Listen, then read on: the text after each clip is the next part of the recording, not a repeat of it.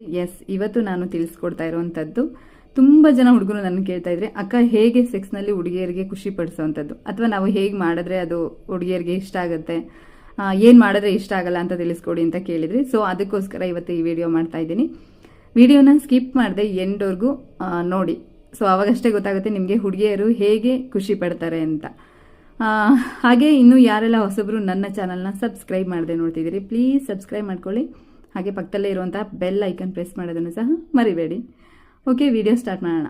ಕೆಲವೊಂದು ಸಲ ಅಲ್ಲ, ಆಲ್ಮೋಸ್ಟ್ ಒಂದು 75% ಹುಡುಗಿರು ಯಾರು ಬಾಯ್ಬಿಟ್ಟು ಹೇಳೋದಿಲ್ಲ, ನೀವು ಮಾಡಿದ್ದು ನನಗೆ ಇಷ್ಟ ಆಯಿತು, ಇಲ್ಲ ಅದರಿಂದ ಹೀಗಾಯಿತು, ಅಥವಾ ನನಗೆ ಬೇಜಾರಾಯಿತು, ಇಲ್ಲ ನನಗೆ ಇಷ್ಟ ಆಯಿತು ಅಂತ ಯಾರು ಒಂದು 75% ಹುಡುಗಿಯರು ಶೇರ್ ಮಾಡ್ಕೊಳ್ಳೋದಿಲ್ಲ. ಇನ್ನೊಂದು 25% ಹುಡುಗಿಯರು ಅಷ್ಟೇ ನಮಗೆ ಈ ಫೀಲ್ ಆಯಿತು, ಆ ಫೀಲ್ ಆಯಿತು ಅಂತ ಶೇರ್ ಮಾಡ್ಕೋತಾರೆ.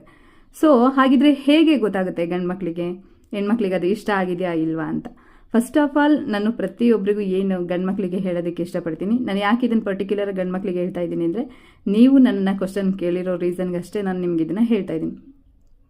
So first of all sex ಮಾಡುವಂಥ ಟೈಮಲ್ಲಿ ನಿಮಗೆ ಆಕೆಗೆ 100% ಏನಾದರೂ ಖುಷಿ ಕೊಡಬೇಕು, ನಾನು ಮಾಡುವಂಥ ಸೆಕ್ಸ್ ಆಕೆಗೆ ಇಷ್ಟ ಆಗಬೇಕು ಅಂತ ನಿಮ್ಮ ಮೈಂಡಲ್ಲಿದ್ದರೆ, ನೀವು ಮಾಡಬೇಕಾಗಿರುವಂಥ ಮೊದಲನೇ ಕೆಲಸ ಏನಪ್ಪ ಅಂದರೆ, ನಿಮಗೆ ಇಷ್ಟ ಆಗುವಂಥದ್ದನ್ನು ಮಾಡೋದನ್ನು ಬಿಡಬೇಕು. ಅಂದರೆ ನಿಮಗೆ ಯಾವ ಪೊಸಿಷನ್ ಇಷ್ಟ ಆಗುತ್ತೆ, ಇಲ್ಲ ಓರಲ್ ಸೆಕ್ಸ್ ಮಾಡೋದಂತಾಗಿರ್ಬೋದು, ಇಲ್ಲ ಬೇರೆ ಬೇರೆ ಪೊಸಿಷನಲ್ಲಿ ಟ್ರೈ ಮಾಡೋವಂಥದ್ದಾಗಿರ್ಬೋದು, ಇಲ್ಲ ಕಿಸ್ ಮಾಡೋವಂಥದ್ದಾಗಿರ್ಬೋದು, ಇಲ್ಲ ಬೇರೆ ಯಾವುದೇ ಪೊಸಿಷನ್ ಆಗಿದ್ರೂ ಆಗಿರ್ಬೋದು.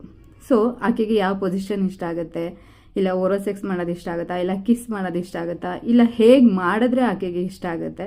ಸೊ ಇದನ್ನು ಕುಂಡಿಸ್ಕೊಂಡು ನೀವು ಆಕೆನ ಕೇಳಿದಾಗ ಏನಾಗುತ್ತೆ ಅಂದರೆ, ನಿಮಗೆ ಆಕೆ ಮನಸ್ಸಲ್ಲಿ ಇರೋದು ನಿಮಗೆ ಅರ್ಥ ಆಗುತ್ತೆ. ಓಕೆನಾ? ಆಕೆ ಮನಸ್ಸಲ್ಲಿ ಇರೋದನ್ನು ನೀವು ಅರ್ಥ ಮಾಡಿಕೊಂಡು ಆಕೆಗೆ ಏಕೆ ಇಷ್ಟ ಆಗುತ್ತೆ. ಸೊ ಆ ಥರ ನೀವು ಸೆಕ್ಸ್ ಮಾಡೋದ್ರಿಂದ ಏನಾಗುತ್ತೆ ಅಂದರೆ, ಇಬ್ಬರು ಮಧ್ಯದಲ್ಲೂ ಅದು ಒಂಥರ ತೃಪ್ತಿಯಾದ ಭಾವನೆ ಅನ್ನೋದಿರುತ್ತೆ. ಸೊ ಇಬ್ಬರಿಗೂ ಸೆಕ್ಸ್ ಅನ್ನೋಂಥದ್ದು ಖುಷಿ ಕೊಡುತ್ತೆ. ಈಗ ನಿಮ್ಗೆ ಇಷ್ಟ ಆಗುವಂಥದ್ದು ಆಕೆಗೆ ಇಷ್ಟ ಆಗಬೇಕು ಅಂತ ಏನಿಲ್ಲ ಅಲ್ವಾ? ಸೊ ನಿಮ್ಮ ಇಂಟೆನ್ಷನ್ ಏನಂದರೆ, ನನ್ನಿಂದ ಆಕೆಗೆ ಖುಷಿ ಸಿಗಬೇಕು ಅಥವಾ ತೃಪ್ತಿ ಸಿಗಬೇಕು, ಅವಳು ಸೆಕ್ಸ್ ಆದಮೇಲೆ ಹ್ಯಾಪಿಯಾಗಿರಬೇಕು ಅನ್ನೋ ನಿಮ್ಮ ಇಂಟೆನ್ಷನ್ ಇದ್ದರೆ, ದಯವಿಟ್ಟು ನಾನು ಹೇಳುವಂಥ ಈ ಕೆಲಸನ ಮರಿದೇ ಫಾಲೋ ಮಾಡಿ. ಏನಪ್ಪ ಅದು ಅಂದರೆ, ಸೆಕ್ಸ್ ಮಾಡೋದಕ್ಕಿಂತ ಮುಂಚೆ ಆಕೆನ ಫಸ್ಟ್ ಕುಂಡಿಸ್ಕೊಂಡು ಕೇಳಿ ಅಲ್ವಾ. ಈಗ ನಿಮ್ಮಿಂದ ಆಕೆಗೆ ಖುಷಿ ಸಿಗಬೇಕು ಅಂದರೆ ಆಕೆ ಆಸೆಗಳು ತುಂಬ ಅಲ್ಲಿ ಇಂಪಾರ್ಟೆಂಟ್ ಆಗಿರುತ್ತೆ.